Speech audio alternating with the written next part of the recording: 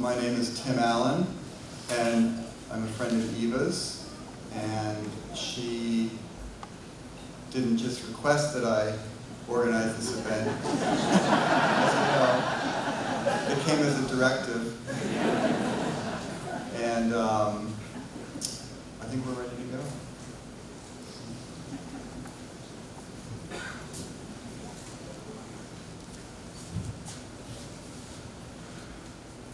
Though my sails be torn and tattered, my mast be turned about, oh, the night wind chill me to my very soul, and the salt spray stings my eyes. Stars no sight provide, give me just enough morning light to hold. I will not lie me down, this rain a-raging. I will not lie me down in such a storm. And if this night be unblessed, I shall not take my rest until we reach another shore. Oh, the only water left is salt to wound my thirst. I'll drink the rain that falls so steady down.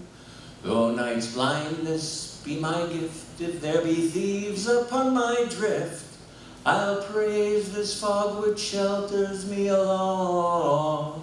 And I will not lie me down, this rain a-raging. I will not lie me down in such a storm. And if this night be unblessed, I shall not take my rest until we reach another shore. Though my mates be drained and weary, and it seems their hope is lost, there's no need for their bones on that blackened bottom. Though death waits just off the bow, we need not answer to him now. We'll stand on and face the morning light without him. And I will not lie me down, this rain a-raging. I will not lie me down in such a storm. And if this night be unblessed, I shall not take my rest until we reach another shore. I will not lie me down, this rain a-raging. I will not lie me down in such a storm. And if this night be unblessed, I shall not take my rest until we reach another shore. Thank you. My name is Roy. Eva was my teacher, my sister, my friend, and she would sing that in the car with me when she needed distraction on one of her many trips to her many doctors. Thank you.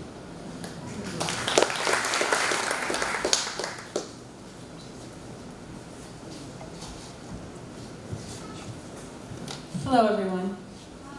Hello. My name is Gabrielle, and Eva is my parent. And I, too, was given the instruction to do her eulogy today. So this is not my wheelhouse, but I'm going to do my best. I think most importantly, right off the bat, I'd like to thank Green Mountain Orchard and Andrea. And of course,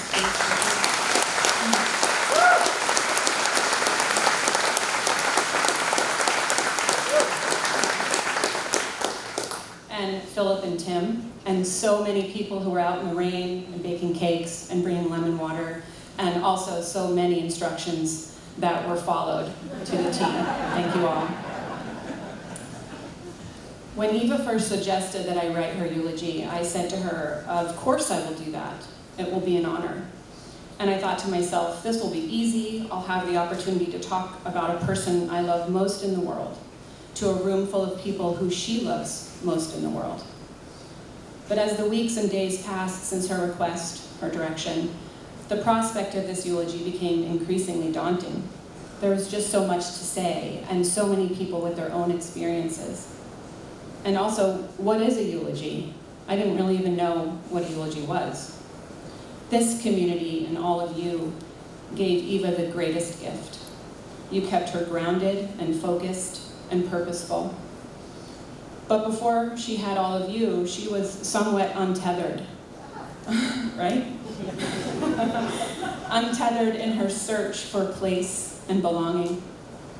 This pursuit was a journey that she and I made together, me kind of just along for the ride, and it was, much of the time, a pretty wild ride. And speaking of wild rides, when I look out into this room today, I see a handful of people who, as children, may have been students of Eva's driver education program on Patch Road. You know who you are. Eva believed that if you hadn't mastered a standard by the time you were 8 years old, an essential development milestone had been missed. And you, her students, are probably still in therapy from the trauma of being taught to drive by Eva. But I'll bet you're really good drivers. And I think that pretty much sums it up.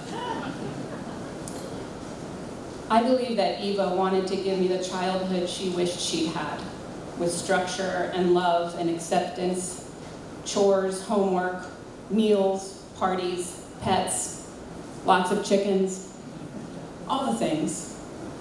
And she accomplished that, for which I'm extremely grateful.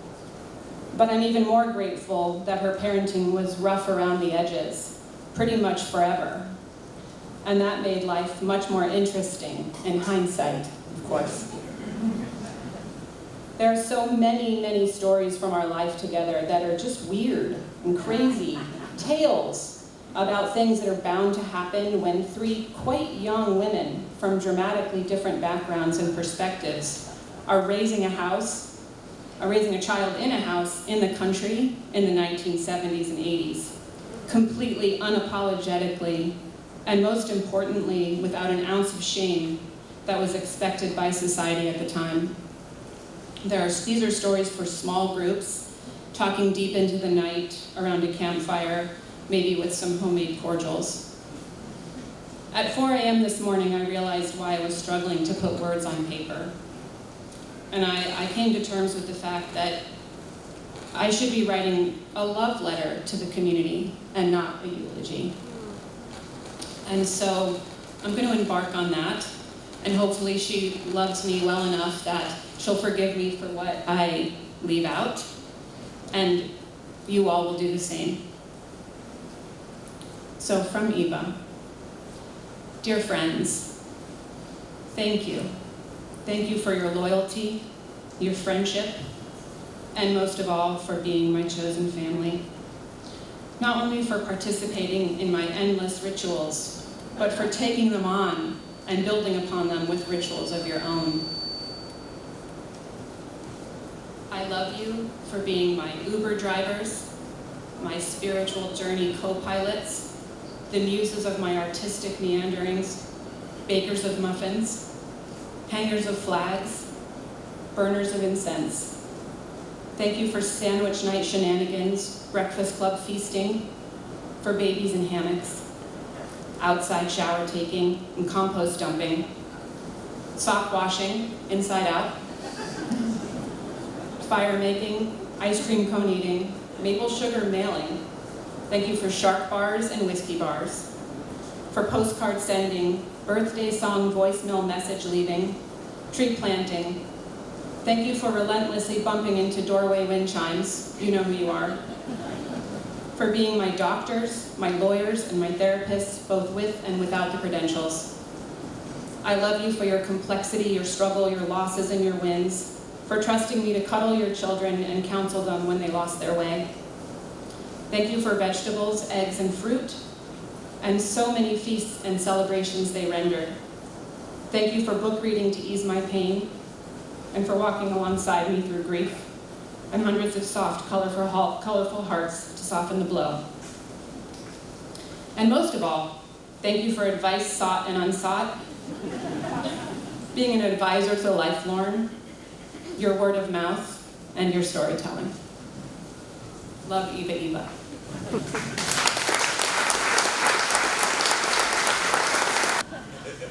Hi, my name's Amelia Struthers. It's an honor to be here today. I was just standing here thinking, okay, well now what would Eva be saying in this moment? She'd be doing this. Which I believe she did to the governor during his inauguration.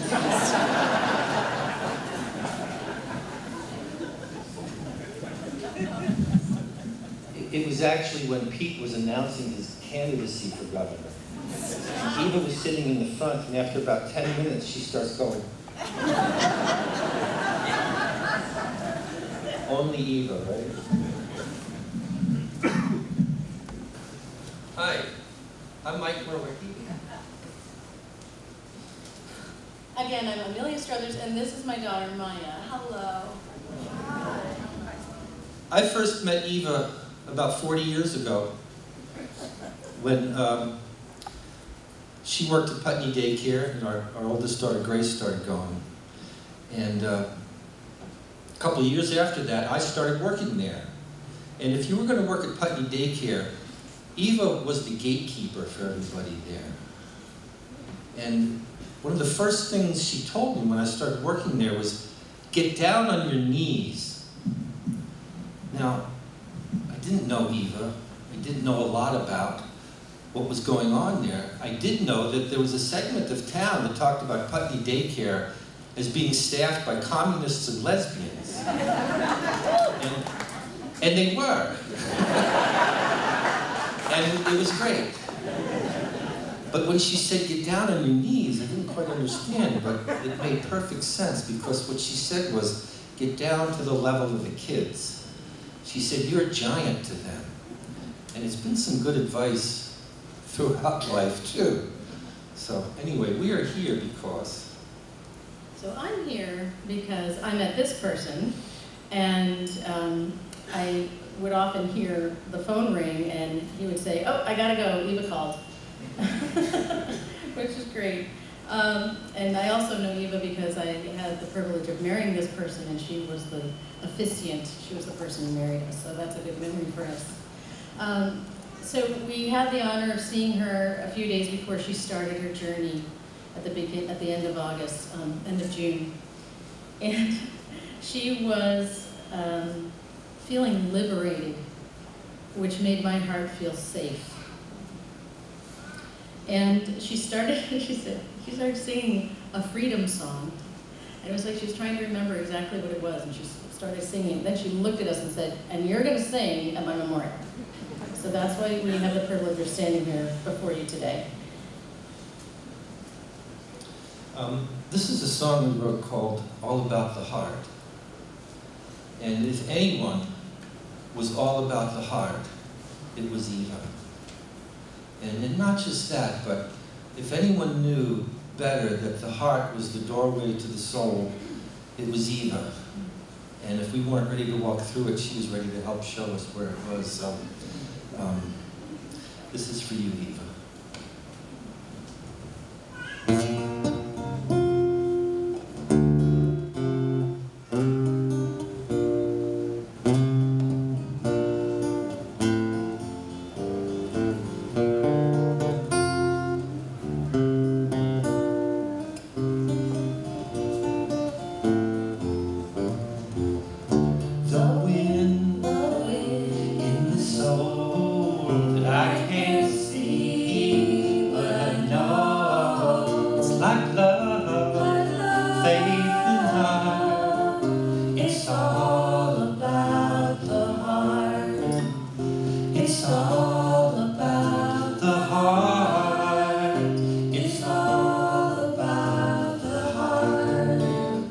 Somewhere, someone's busy dying. Somewhere, someone's being born. The eternal circle spirals, upward bending fabrics torn by the wind in the soul.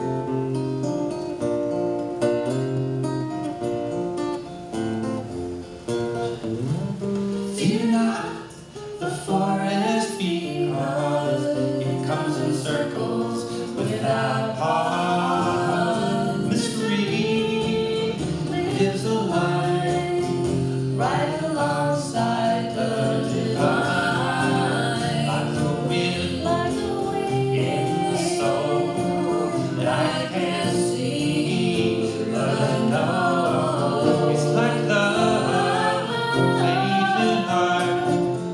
It's all about the heart. It's all about the heart. It's all about the heart.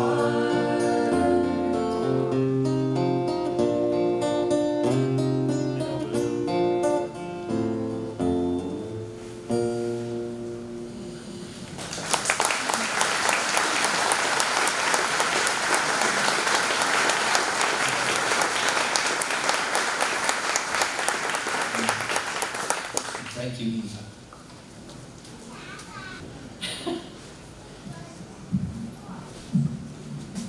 Can you hear me? So she asked us both to do this, so he has to be standing here. I'm gonna start.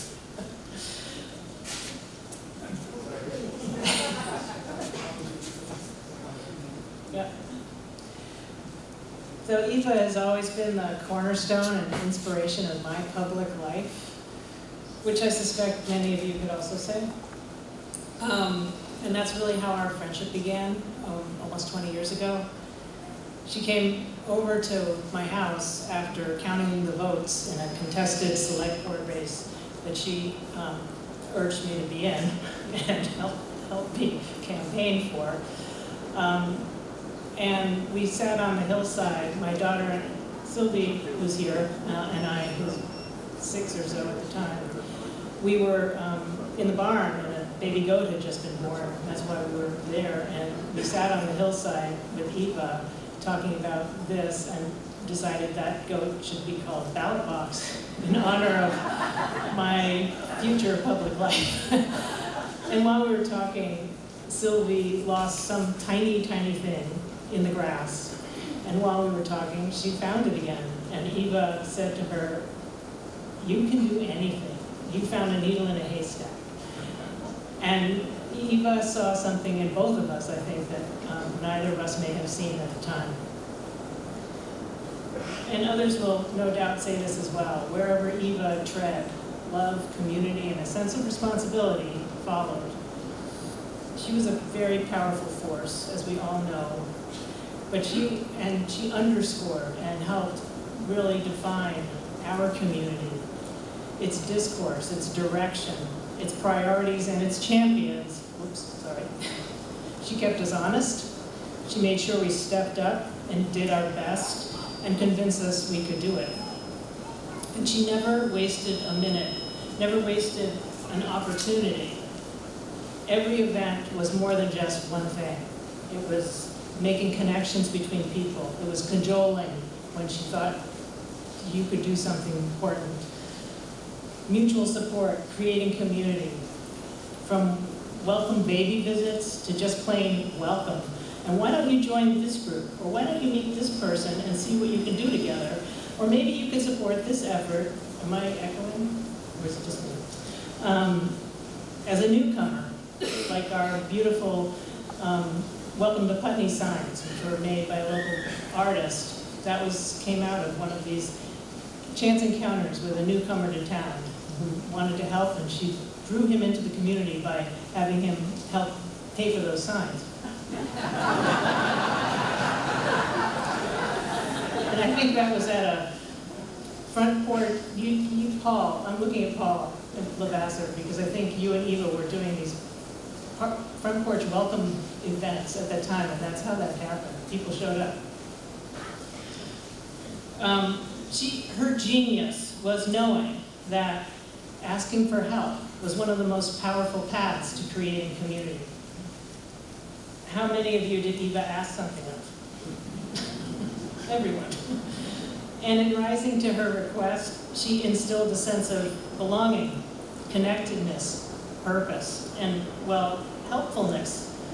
And the helpfulness that she inspired and often demanded is the basis for feeling responsibility, a belief that you can make a difference, however small.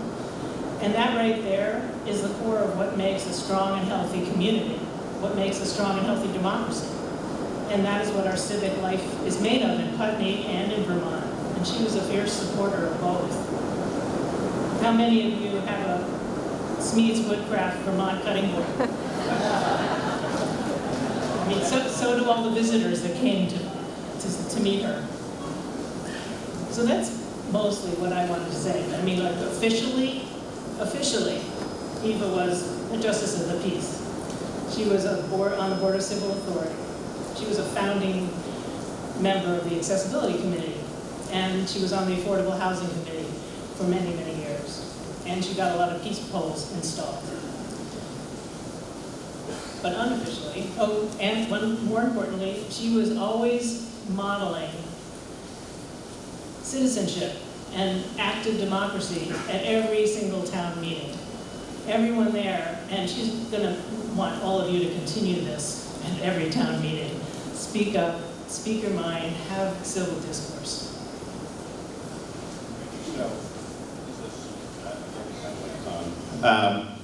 Sorry.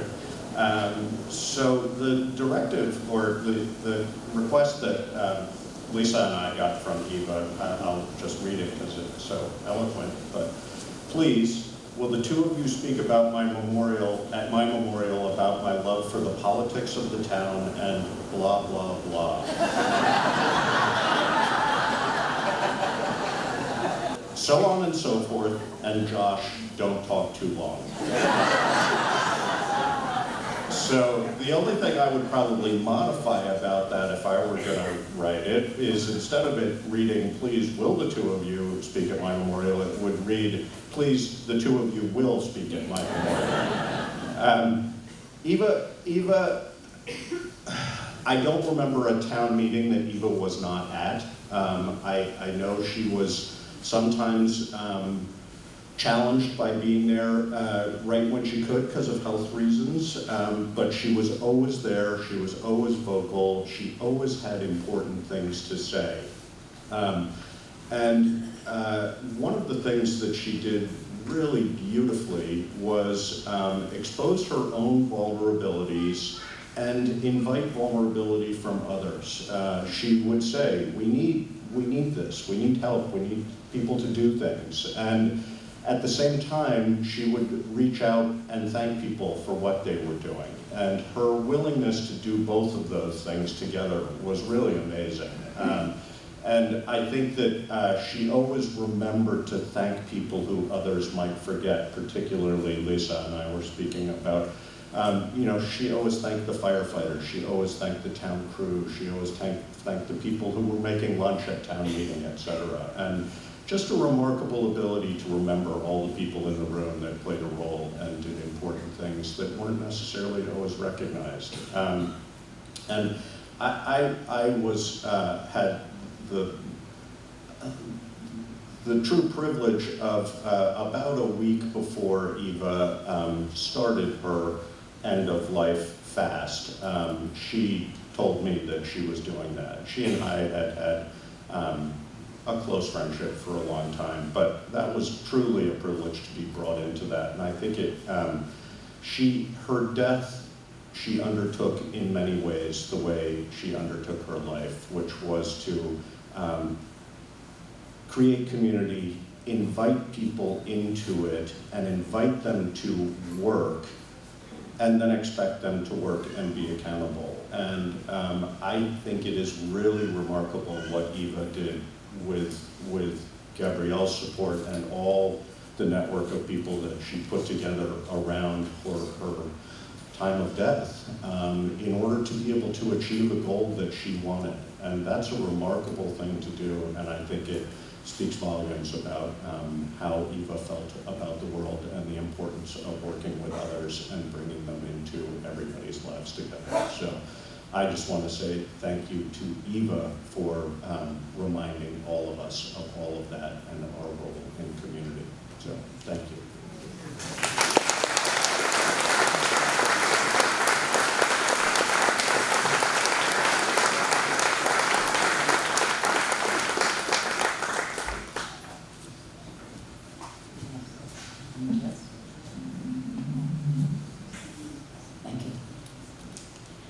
So I was going to do this in the reverse, but I'm going to start this way. The song that I'm about to sing, that Eva asked me to sing, she actually did ask me, would you please sing? And she knew I loved this song. Many of you may know that Eva loved ceremony. She loved to create it. She loved to have people involved in it. And one of those ceremonies and one of that creations of Eva was called the Sacred Order of Inspired Acts of Kindness and Beauty. And some people in this room, the way it was a surprise, she'd organize, so-and-so, let's do a ceremony for so-and-so. And she'd get people together, and it was a certificate that was created. It was called, "This is to certify that Jack," and given a sacred name. Mine happened to be the woman who juggles 3 worlds. This is to certify that Karen Blanchard, the woman who juggles 3 worlds of kindness and beauty, is an active member of the Sacred Order of Inspired Acts of Kindness and Beauty, conceived in a state of elevated awareness, March 19, 1992. So how that worked is that people would come with various things, a poem or a song, and the person who was being celebrated was given a sword and oftentimes a crown, which I'm in the waiting room now. So I'm going to sing this song, and if I'm going to sing it twice, and if you want to sing it the second time, that would be lovely. And then at the end, I'll tell you what you have to do. Isn't that Eva? Don't you think I'll tell you what to do at the very end? Okay. Like a ship in the harbor, like a mother and child, like a light in the darkness, I'll hold you a while, we'll rock on the water, I'll cradle you deep and hold you while angels sing you to sleep. What do you think? Can you do it? Some of you know. I have a lower voice, so you can sing high if you want. That's good.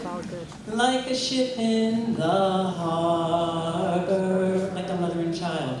Like a mother and child, like a light in the darkness. Like a light in the darkness, I'll hold you a while. We'll rock on the water. We'll rock on the water. I'll cradle you deep. I'll cradle you deep. And hold you while angels. And hold you while angels sing you to sleep. And for Eva, those of you that have some swords or your fists or your arms, or stand up. Here's to Eva.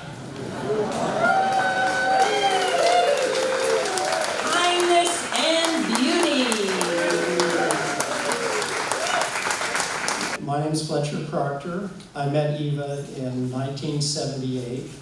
It was an intentional act on my part, one of the last that was loaded that way. I stopped into the downstairs bar at the Andrews Inn, and if those of you who might have been to the Andrews Inn in that era know that the downstairs bar was a women's bar. It was a dyke bar. I think I was the only man in the place when I came in.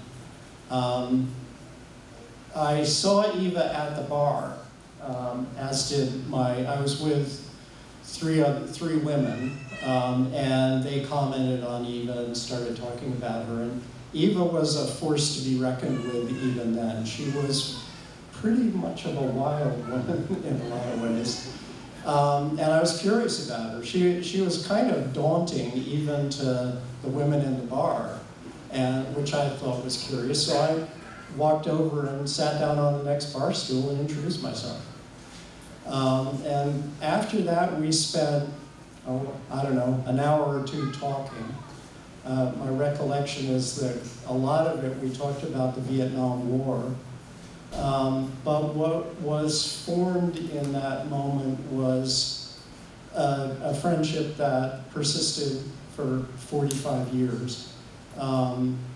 And looking back on it and trying to organize my thoughts for what I might say today, and not trying to say a eulogy, more of a history of Eva over those 45 years. Gabby's words to me when she asked that I speak, that loving Eva had layers and complexity, all of which is true. Most of my relationship with Eva was less on the public side. I sort of divided into the Westminster and the Putney years. Westminster, she was very much involved in the first responders. She looked at the Westminster Fire Department, realized there were no women in it, and decided that needed to be fixed. So she went and she wanted to join the fire department. They were a little iffy about having a firefighter. So the compromise, because she worked with a health clinic at the time in Brattleboro with Ed Bartlett and other people, they became the first responders. She and Tony Coven, they started to be the people who were the first people on the scene when there was an accident or a medical crisis. And she did that for years, and it was really well suited to Eva in the day, because she was the first person there, and she was telling people what to do. So it worked out very well, and it played to her skills. But even then, part of what she was doing in the clinic was massage. And although it wasn't obvious to many people at the time, part of the reason she was doing the massage was to hold the arthritis at bay as it started to affect her hands. The other thing she did was she baked. She baked for the Saxons River Inn. She baked bread, because kneading dough good for the arthritis in her hands. That's part of I wonder, if you will, the thing that most impresses me about Eva and her journey is how long she held that pain at bay. By the time she arrived here in Putney, she was already suffering from rheumatoid arthritis, and it was already affecting her ability to pursue the things she wished to in her life. She didn't make a big issue of it, but while she was living in Putney, in Westminster, as Gabby said, she and two other women, and came the point where that relationship sort of exploded apart. I didn't get any of the particulars, but suddenly Eva, Mary, and Joanne were all headed in different directions. They had built the house in Westminster, but Eva couldn't maintain it on her own. So she went looking for a house. She found a house in Putney. And, she and I had an acquaintance while she was in Westminster, particularly because my daughter Leah and Gabby were in the same grade at the Westminster West School. So you immediately become involved with somebody as another parent of a school child who your child was associated with. So we had that relationship, but that was sort of, that was a passing relationship. She did the first response. I got on the school board. We, fulfilled our civic responsibilities that way. And then she needed to move, and she came to me to help her buy the house in Putney, do the legal work on that, which I did. And then we sort of embarked on a closer relationship based on her legal needs, which because of the rheumatoid arthritis, she needed to apply for a number of benefits programs. That's dangerous water to navigate, and it happened to be one of my specialties at the time. So I helped her out with that, kept her sort of on an even keel with that. Eva had a very, she had a up and down relationship. She particularly didn't like big brother type authority figures. What Eva did locally and as a function of one-on-one personal contact and community. So, you know, a bureaucrat in Montpelier was not exactly her idea of a support system. So, but I helped her navigate that stuff. But in the course of it, of course, I had a very technical understanding of what was needed. Eva had a more visceral understanding. The two sometimes came into serious conflict. And we had a couple of discussions about the fine points of it at the top of our lungs. And surprised the neighbors didn't come over to check.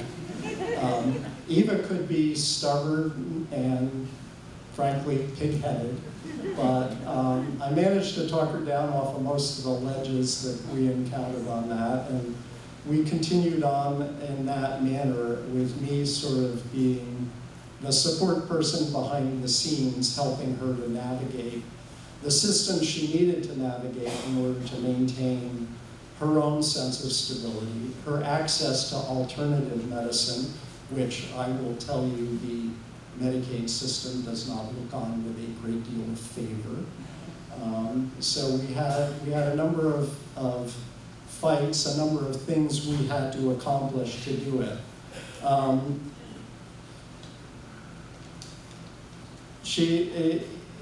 She also, as a member of the community, she became good friends with a couple that my wife Patty and I had encouraged to join this community, Rusty and Jean. Jean Garber was the survivor of the two.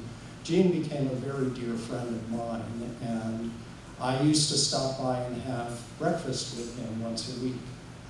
And when Jean died, Eva, who knew of my relationship with Jean, said, well, why don't you keep coming to breakfast?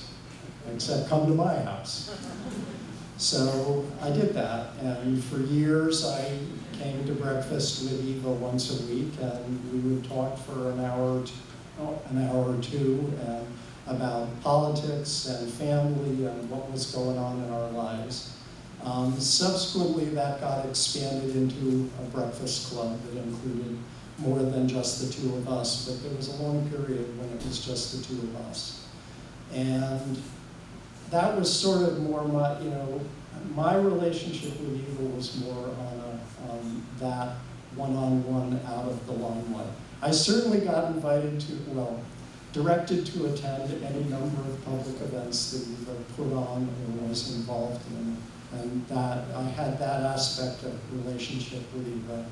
But there was also another side, and it was also the part of Eva that she seldom showed others. She was often frightened that she would not have access to health care, that, you know, Big Brother would come find her, you know, that the Eva who stood in the door of, barring the door of Red Clover to an FBI agent who wanted to get in. That was the Eva, both the younger Eva and the Eva who stood up in defense of another person. Where Eva got intimidated was when it was in her own defense. And so she would turn to people like me. She knew, the thing about Eva was she knew how to access resources and she knew how to make systems work. So, you know, at least she had the good sense to find people who could defend her when she needed to be defended.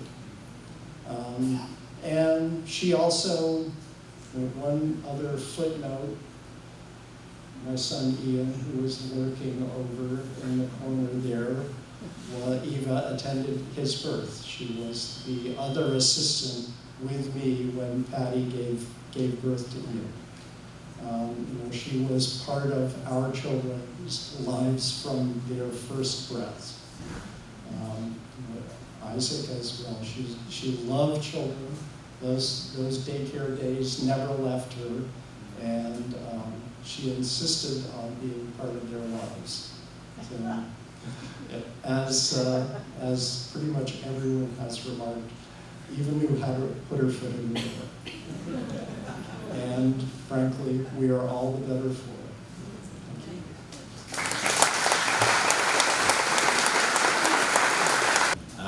Good to see all of you here. My name is Mark Morey, and I also feel like I had a one-on-one relationship with Eva, which is mathematically impossible.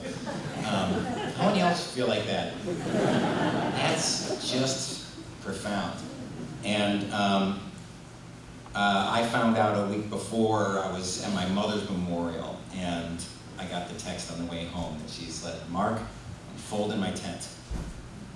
And so I came right over and I made the Last Supper with her to the best of my care with 4 desserts. And I asked her, which would you like? And she comes to my ancestor feast and she said, make your grandmother's cookies, which will never be the same for me.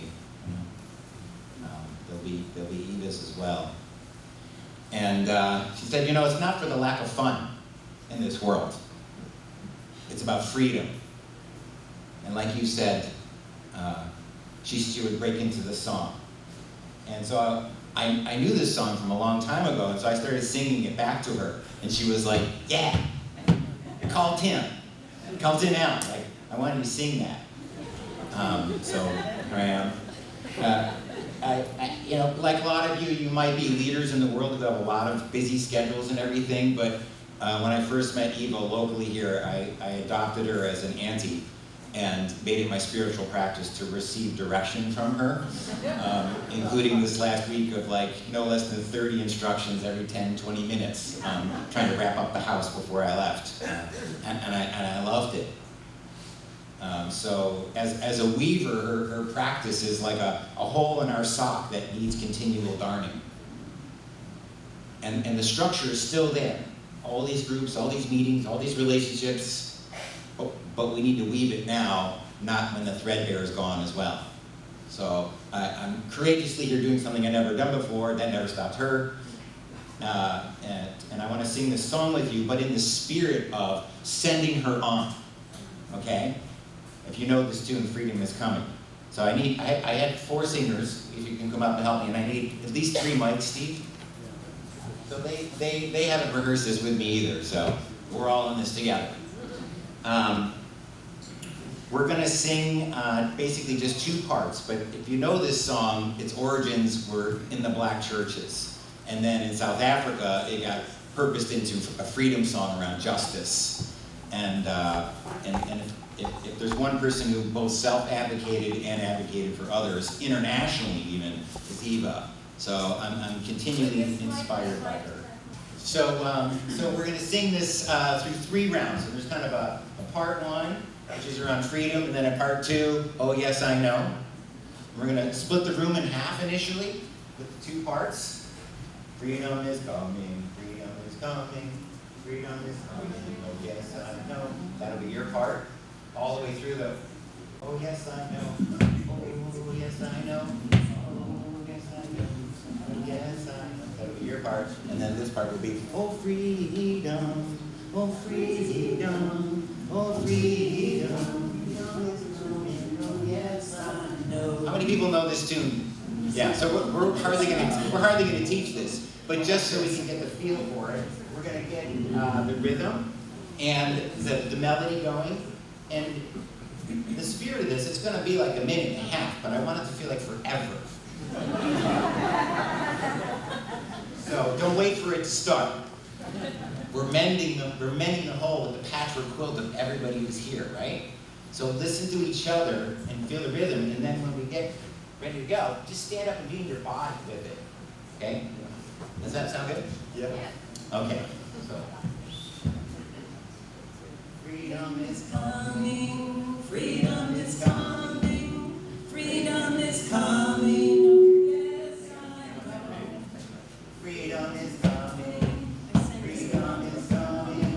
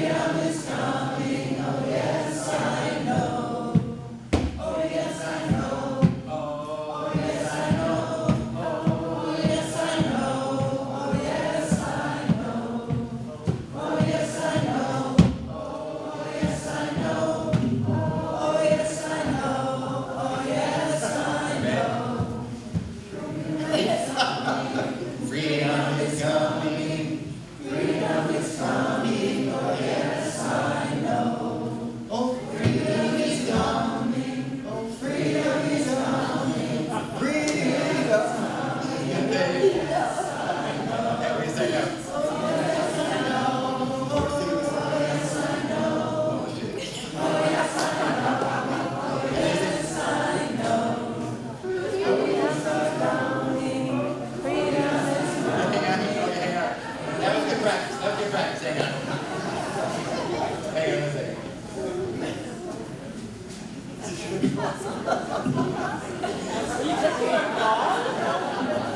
He's calling Eva. He's checking with Eva to see how the song goes. How free to get.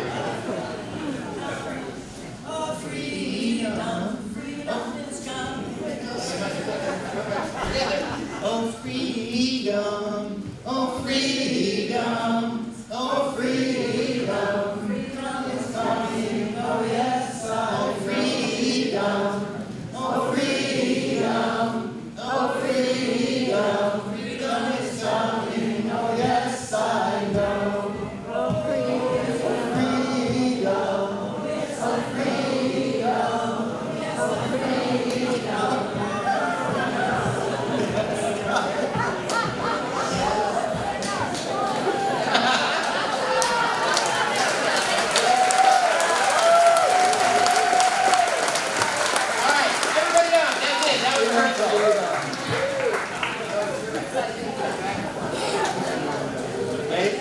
Oh, freedom, oh, freedom, oh, freedom, freedom is coming, oh, yes, I know. Oh, freedom, oh, freedom, freedom is coming, oh, yes,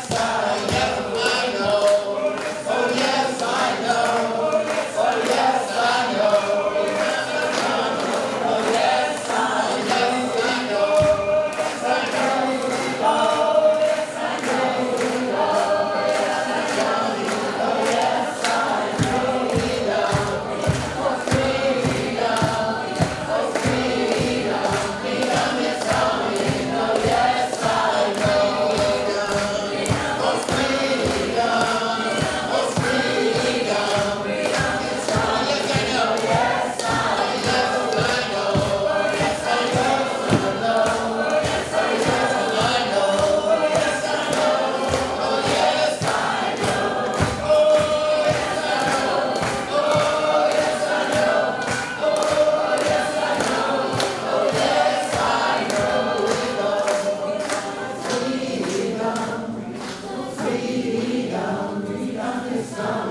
Oh, yes, I know.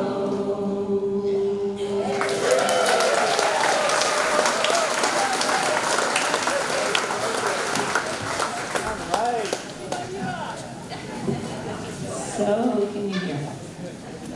Freedom is coming.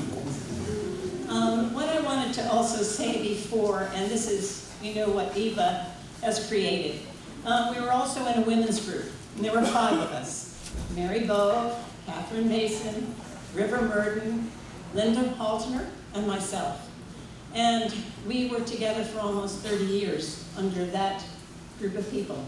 Time and events and life moved forward. And it's Catherine Mason, and it was Eva and myself who were together for another 10 years. So Catherine is in Ecuador, but she's probably listening in. In any event, Catherine and I are going to hold it down and continue on. So I just wanted to let you know that it was a really important part of our lives.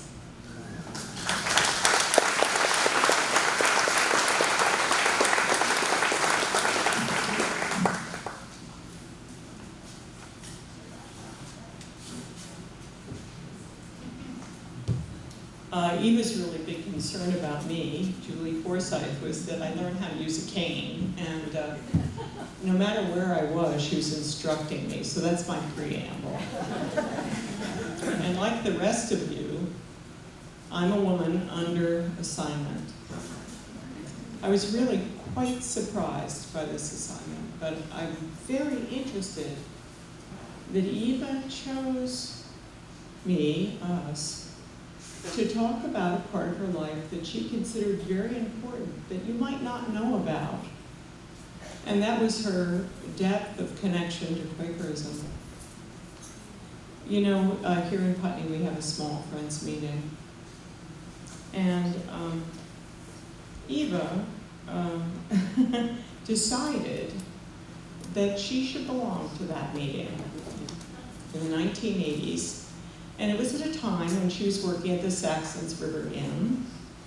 And you should know that Quaker Meeting meets on Sunday mornings, and that Eva's shift at the Saxons River Inn was on Sunday mornings. So she was applying to become a member of a group that she could never attend. But this woman, Eva, had such incredible clarity about who she was, and where she belonged, and what group she belonged to, whether or not the group itself knew it. So she became a member, right? What else? So, like many of you, in that last week before Eva began this incredibly powerful and mysterious journey of fasting and perhaps death, transition at any rate, I stopped by on the Friday before the fast. Gabrielle and Diana were there working hard, trying to get Eva to focus on logistics. She had no interest.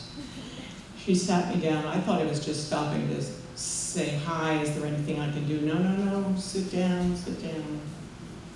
And she began a reminiscence that really surprised me. We hadn't talked about these things in years, 50 years to be exact. And she took me back to the days of the nuclear freeze campaign in 1981. I don't know if any of you were on the Washington to Moscow march. A few nodding heads. Well, this was Washington to Moscow, Vermont. And Eva was remembering that she and I drove an old beat-up Plymouth station wagon, and on top was a 12-foot model of an ICBM, of course, and our task during that march was to go along and pick people up. But we weren't reminiscing about that exactly. What she really wanted me to tell you was that there were two women, two Quaker women, who for her modeled what she wanted to be profoundly important. The first was Crystal Holzer. Now, Crystal's been gone from our community for quite a while. Many of you won't remember her, but she was an incredible firebrand. She was the backbone of the American Friends Service Committee here. And with Connie St. John, whom Eva remembered as the most welcoming person she's ever met. This is Eva speaking, right? She saw in them the 24/7, year in, year out, commitment to Quakerism as a social action. Women in action who in their lives embodied what their practice on Sunday mornings was about. There are many memories. This has been a long afternoon. But Eva really wanted me to let you know that when she became a member in 1980, it was following that path that she saw laid down by Crystal and by Connie. And I have to ask, what better embodiment of following a spiritual path than this? Hearing a call, going for it. This is a clear descriptor of Eva's determined clear-sightedness, and absolutely determined. So during those years, Eva's engagement in American Friends Service Committee programs, demonstrations, actions, she and I remembered sitting on a very cold cement floor in Eva's house, folding flyers, 1,900, that's the way it felt, 1,900 hand-addressed flyers that we could send out to all of you for this, that, or the other. Unbelievable. We then had to sort them by postal codes, and it went on for days. But we got to know each other. I want to say that I also know Eva from that time, the early 80s, when she was taking care of my kids in the daycare center, my nieces and nephews. And aside from her fabulous storytelling, which included Rainbow the Chicken stories, I don't know if any of you were privileged. Yes, good, rainbow lovers. What really struck me was her total confidence in the kids all the time. And this has been alluded to already. Not only get down on your knees, but she had utter confidence in those kids as human beings. And she empowered them. She had faith in them. What a gift to those kids, really. Later, she practiced massage. She became a released friend, which probably most of you don't know. She had a support committee from the Friends meeting. And she was an active voice coming back to the meeting with the stories of what was really going on in Putney, so that we couldn't get too comfortable on our benches and in our silence. She pricked us.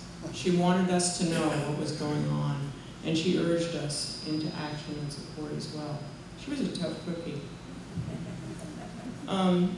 All the time, of course, Eva was her own personal welcoming committee for so many people. And I'm sure many, many people in this room were greeted by Eva and, as was mentioned earlier, assigned to one task or another that got them connected here. At that time, she also was led to Thich Nhat Hanh, retreats and practice in that Buddhist tradition. Quaker meetings supported her with scholarships to do that in the early days, as she continued to explore the power of silence in another tradition. It's a nice juxtaposition, isn't it, that silence up against all that activity. And here in Quaker Meeting for Worship, she became the bedrock of the so-called early meeting, Sunday mornings from 8:30 to 9:30, devoted to deep meditational silence until the very end of her life. In her day-to-day, she was vocal, active, and alert, but she understood and practiced the habit of deep silence that was palpable to sit with. Such a strong force. I wonder now, did it help her endure her pain? I can't answer that. But clearly, it was part of the fuel for her clarity and her outspokenness. Like all of us, I have stories to tell, and we've got a chance to do lots more of this during the course of the after events. She taught me about the power of a chosen family, what it meant to her. And today is the day to remember Eva and the example she is for us: heroic, fierce, determined, deeply caring, energetic, and very, very funny. She's a role model for others, just as Crystal and Connie were for her. A 24/7, year in, year out, Quaker.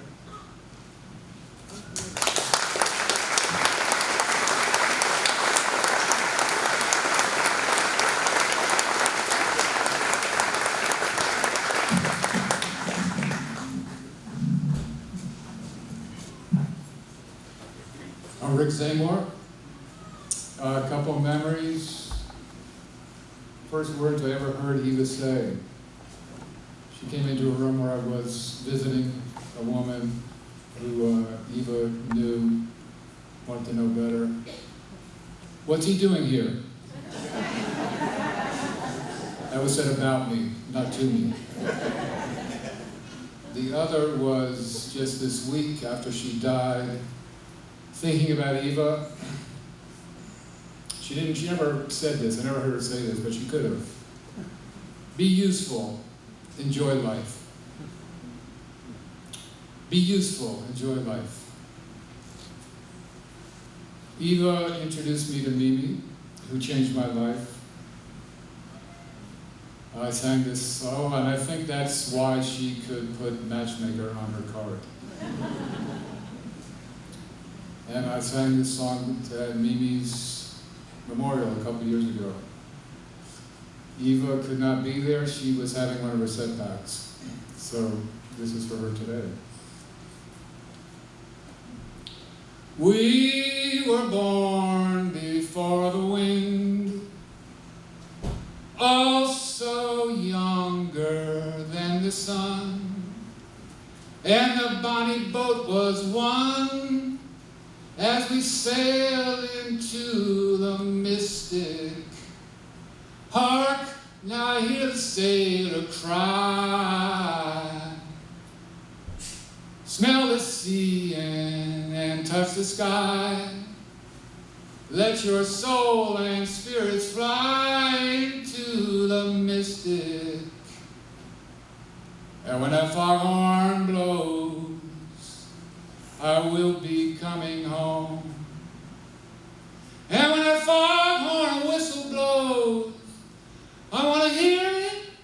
I don't have to fear it, and I want to rock your gypsy soul, just like way back in days of old. And together we will fold into the mystic. Da da da da da da da da da.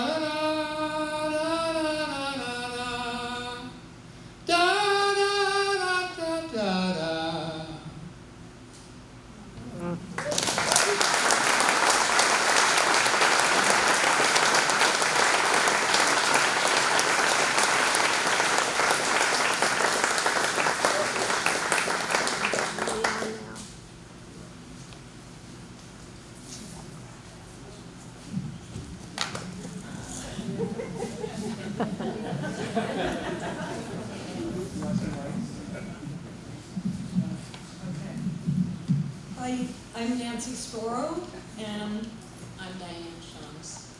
And Diane and I and Eva were in a poetry group for almost 20 years. We would read poems together, share poetry. And lunch or breakfast. And it was often poetry breakfast, right, much to my husband's dismay. But she had several poems that she really loved. She recited poetry. And going back to her childhood, she and one of her brothers, can you hear me? Yes. Yeah, okay. Okay, one of her brothers, who also loved poetry, they had one book of poetry in her house, and they both wanted it. So they just ripped it down the middle, and she memorized the first part, and he memorized the second part. But she could recite poems. So each of us is going to read one of the poems that she just... Okay. Okay, okay.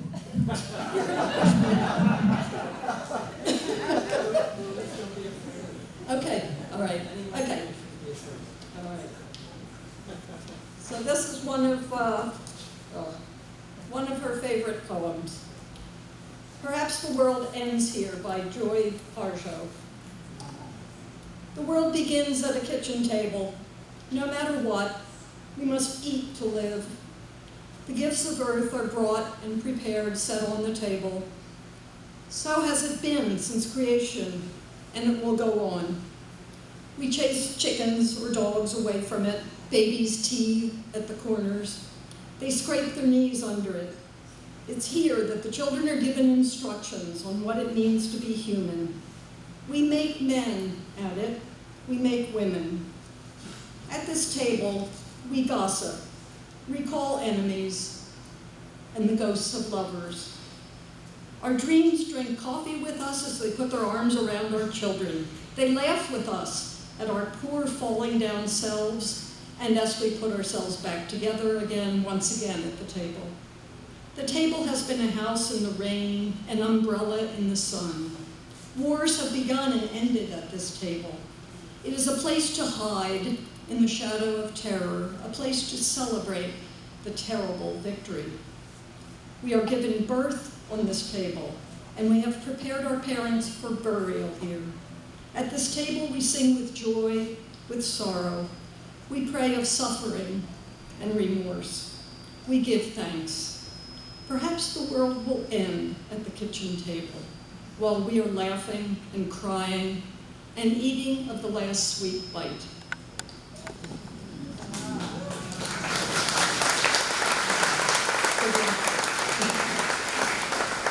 This is another of Eva's favorites. Kindness by Naomi Shihab Nye.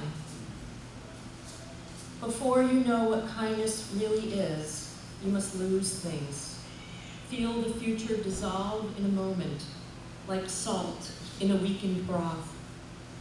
What you held in your hand, what you counted and carefully saved, all this must go, so you know how desolate the landscape can be between the regions of kindness. How you ride and ride, thinking the bus will never stop. The passengers eating maize and chicken will stare out the window forever. Before you learn the tender gravity of kindness, you must travel where the Indian in a white poncho lies dead by the side of the road. You must see how this could be you, how he too was someone who journeyed through the night with plans and the simple breath that kept him alive. Before you know kindness as the deepest thing inside, you must know sorrow as the other deepest thing. You must wake up with sorrow. You must speak to it till your voice catches the thread of all sorrows and you see the size of the cloth. Then it is only kindness that makes sense anymore. Only kindness that ties your shoes and sends you out into the day to gaze at bread. Only kindness that raises its head from the crowd of the world to say, "It is I you have been looking for," and then goes with you everywhere, like a shadow or a friend.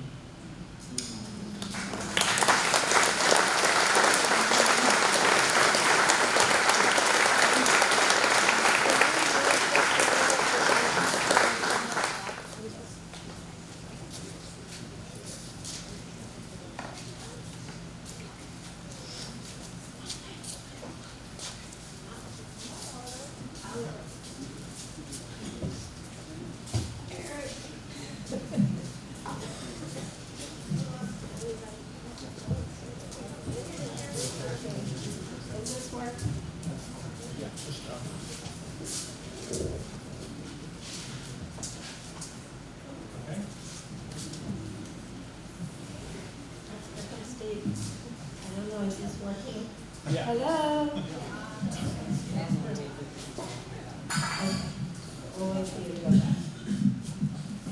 Hello. Okay, that one. Okay.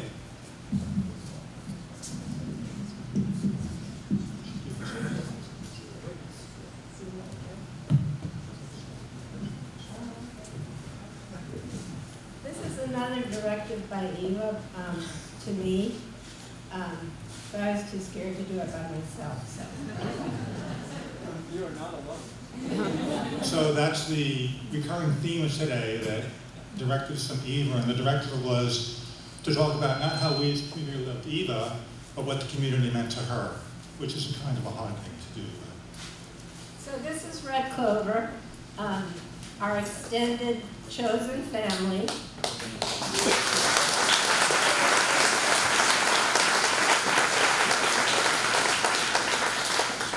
And Eva was part of our family, just as she was part of many families that she found and formed. She called herself one of our cousins. Eva was almost always the first person to send out an email notice announcing each birthday of Red Clover, and also sending emails telling us, read this article, we have to get involved in this, do that. Everything to make our world and the community a better place. Eva also spent many holidays with us. She always came for Thanksgiving, Christmas Eve, New Year's Eve, Easter, and summer cookouts. Whenever we gathered as a community, Eva was there. Community was so important to her. Eva specifically asked that some of our ashes be spread at the Red Clover Sacred Burial Ground, where we have many of our beloveds, and we're very honored that that's going to happen. And as we all know, today is also Eva's birthday. Excuse me. And she didn't like the usual birthday song, but she taught us all the birthday song that she liked. So we'll do it once, and then everyone will join in again as we reprise it. 1, 2, 3, 4. Happy, happy birthday from all of us to you. We're glad it is your birthday, so we can party too. Hey! Okay, you got that? Listen, everyone now. 1, 2, 3, 4. Happy, happy birthday from all of us to you. We're glad it is your birthday, so we can party too. Hey! Eva, happy birthday!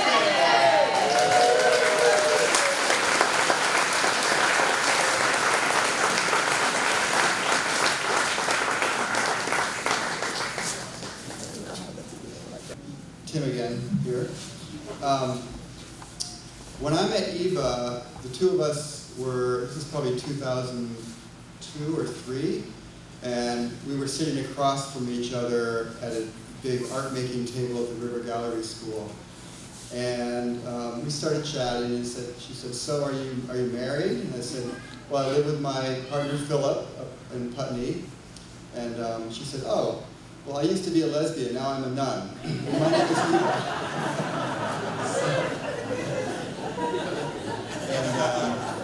For those of you who don't know this, there are a few people here who were, Catherine Mason was going to tell about this event, but apparently at some point in her life, Eva acknowledged that she did not was not suited for a monogamous relationship.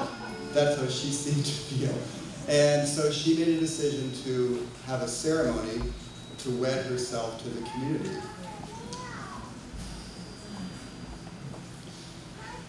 And here we are. Eva lived her life in service to this community. And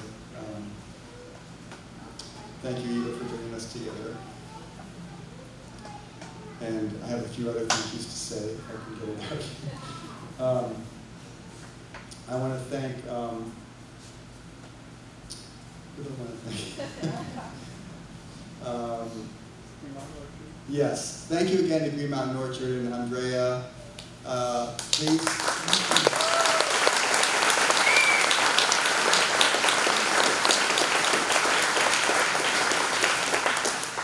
Please consider making a donation to Green Mountain Orchards. There's some jars up front for that. I want to thank Evie Lovett for the image on the card that most of you have today. A beautiful picture that Evie took of Eva. And if you go to the Brattleboro Museum, you'll also see that portrait as part of an exhibit there. I want to thank Mike Voorhees for the, I'm sorry, keep calling him. Steve Voorhees for the PA setup here. And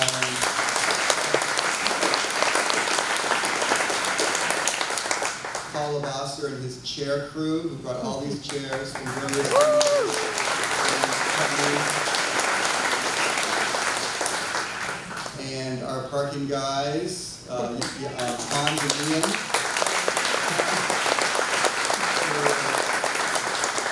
I think maybe got a little wet, did you? So anyway, thank you for being here. We're sort of on the home stretch. And there's going to be cake and fruit salad and lemon water at Eva's request. Ice cream. Ice cream with ice cream cones. So please stay afterwards and share stories in small groups after we're done here. Thanks so much.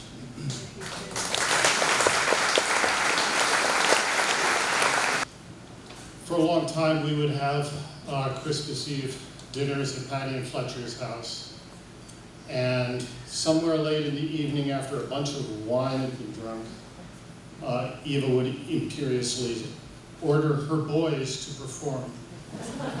And that was us. That was also our friend Mike. And Mike is no longer here. And so if we sing this and it sounds like there's a voice missing, well, there's a voice missing in this room too, and so it's only appropriate.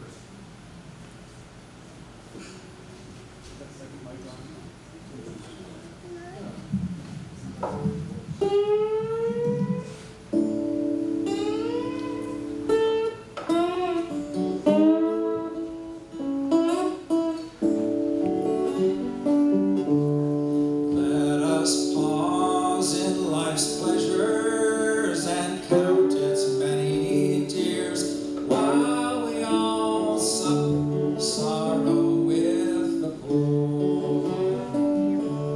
There's a song that will linger forever in our ears.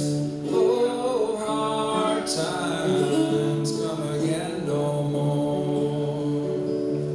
'Tis the song, the sigh of the weary. Hard times come again no more. Many days you have lingered around my cabin door. Oh, hard times come again no more.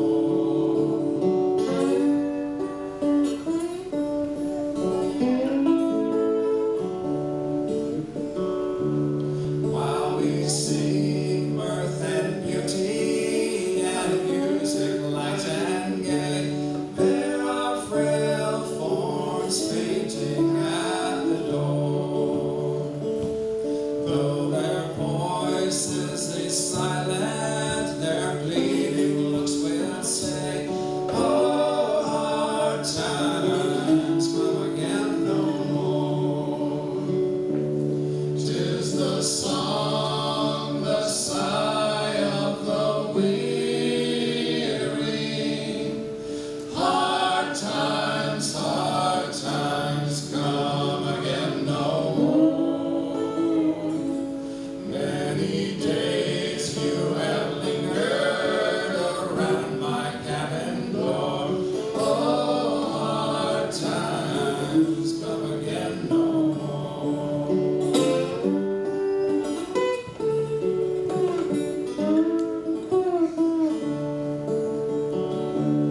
There's a pale moonbeam maiden who toils her life away, with a worn heart whose better days are o'er.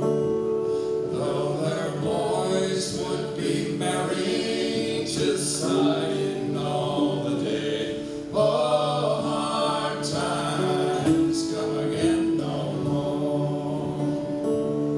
'Tis the song, the sigh of the weary. Hard times come again no more. Many days you have lingered around my cabin door. Oh, hard times come again no more. Oh, hard times come again no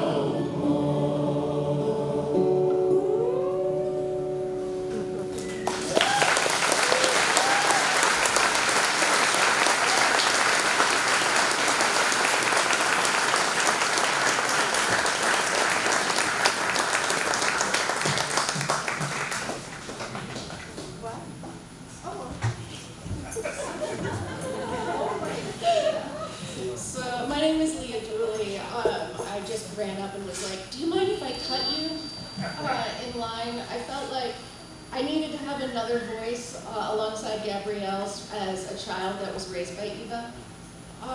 So, as my dad mentioned, Gabrielle was one of my best friends growing up. And There were two stories. Get closer, get farther. Okay. Like I'm scared of the mic. It's making so much noise.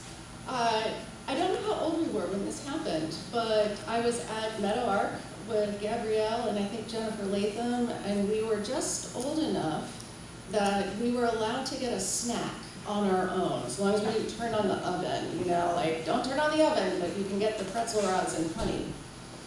So we get our pretzel rods and honey. We've been read the Riot Act a number of times that if you have the honey out, you need to make sure that you're cleaning it right. Well, you know, I'm probably 8, I walk across the floor and I'm dripping honey. And Eva comes in 10 minutes later in her wool socks and drops many a colorful word about what I've not done to her socks.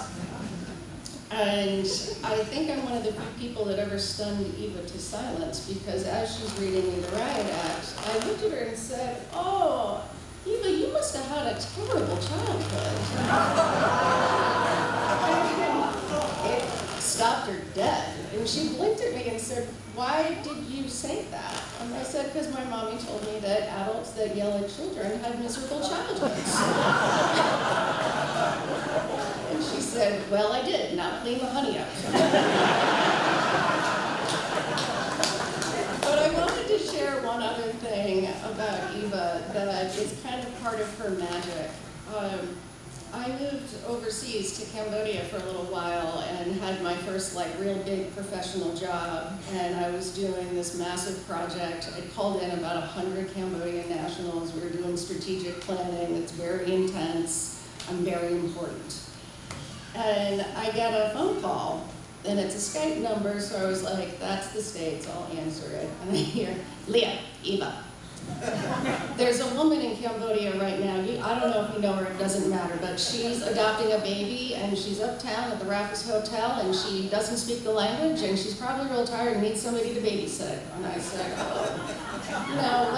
okay, I can totally help with that. She says, "I knew you would, I told you you'd be there at noon with lunch."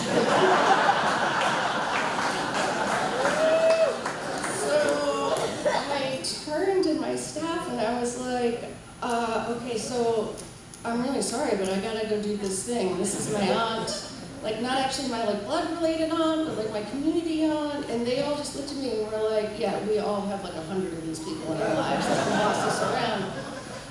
So I show up at the hotel. I hope this woman is here. I can't remember her name or her child's name, but I said, "Eva sent me to translate for you, bring you lunch, and babysit your baby if you need that." And she said, "Oh yeah, I haven't talked to Eva, but that definitely sounds like her."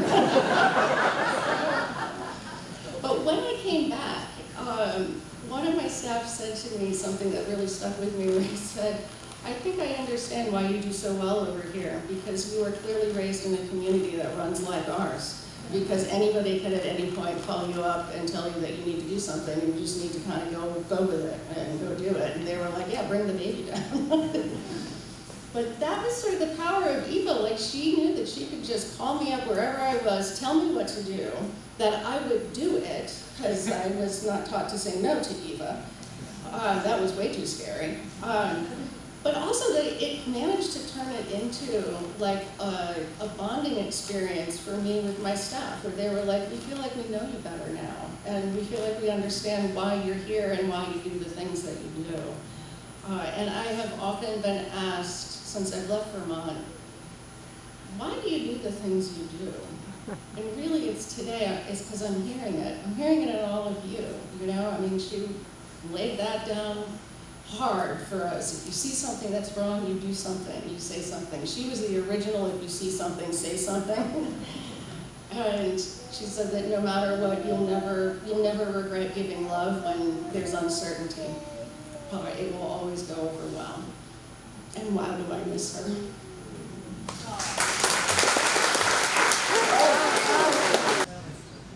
Hello everyone, my name is Hans, and Eva and I have had dinners together quite a bit in the last few years, and we actually coined the term PT, Tuesday PT appointment. PT, physical, it stands for pasta train. So she was into pasta, and we did that quite a bit. And she asked me to sing a song. So I'm going to keep it real short. I'll just sing a couple Just two verses from a Quaker hymn that many of you might know, so feel free to sing along. How can I keep singing? Yeah. 15 mics?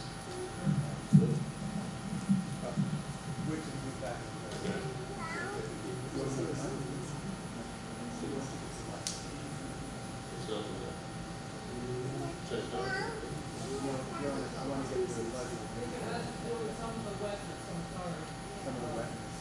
I can sing it out of my. Yes.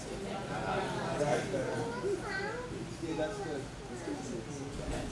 So just two verses, and I think of Eva as a rock, and the rock is the community and the network that is together because we're very resilient, and rocks are pretty resilient. My life flows on in endless song of lovers' lamentations. I hear the real far off hymn that hails a new creation. Above the tumult and the strife, I hear its music ringing in. It sounds an echo in my soul. How can I keep from singing? What though the tempest loudly roars, I hear the news it ringeth. What though the darkness round me flows, songs in the night it giveth. No storm may shake my inmost calm, while to that rock I'm clinging. Since love is Lord of heaven and earth, how can I keep from singing? Thank you, Eva.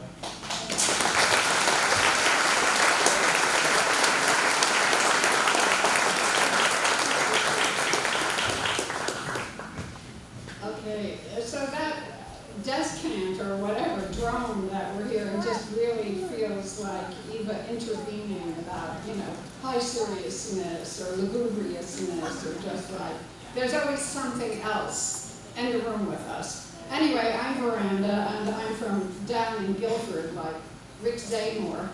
And, one of my jokes with Eva was like, I moved to Guilford in '68, and it's kind of like from pariah to pillar in 50 years. Rick is the moderator of town meeting, and I'm the vice chair of the Guilford Select Board. But this is a poem that I wrote for her birthday, maybe her 75th birthday, and Gilbert Ruff is probably out there on Zoom, and he was the baker referred to. I'm going to read this poem once through the way it is, and then you're going to have a chance to shout out her name a whole lot, so just get ready. Praise song for the Deva, for Eva, Pharaoh of Putney. That's what Kit Ladd called her in a poem I made Kit write. Pharaoh of Putney. Forget mayor.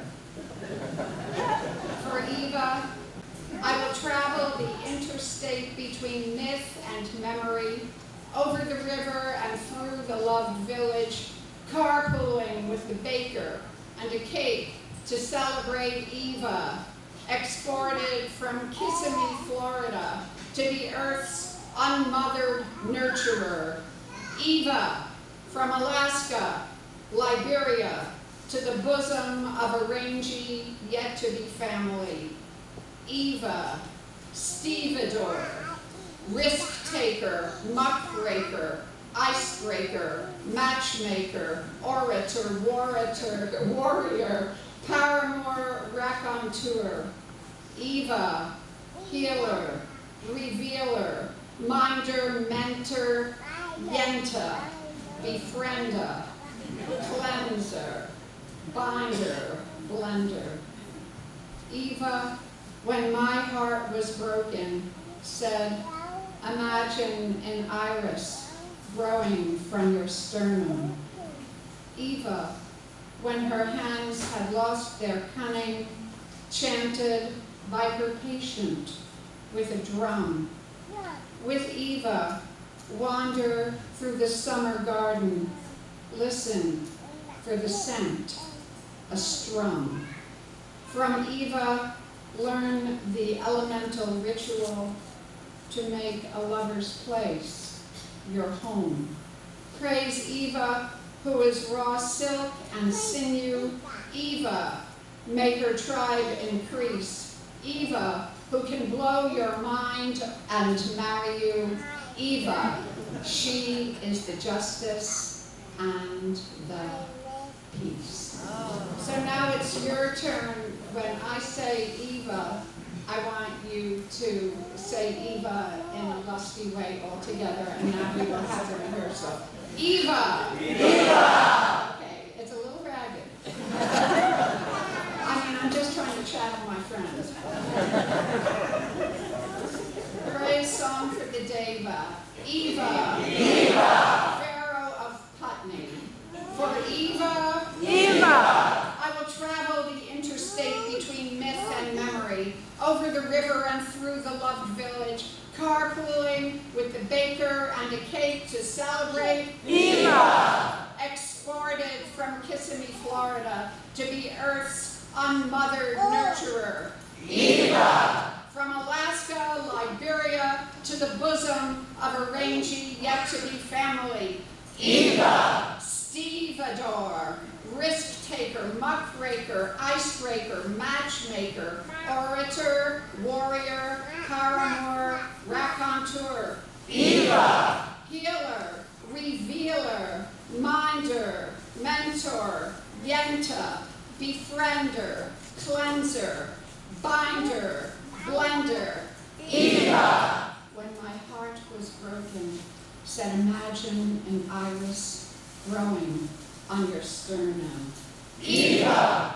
When her hands had lost their cunning, chanted by her patient with a drum. With Eva! Wander through the summer garden, listen for the scent, a strum. From Eva!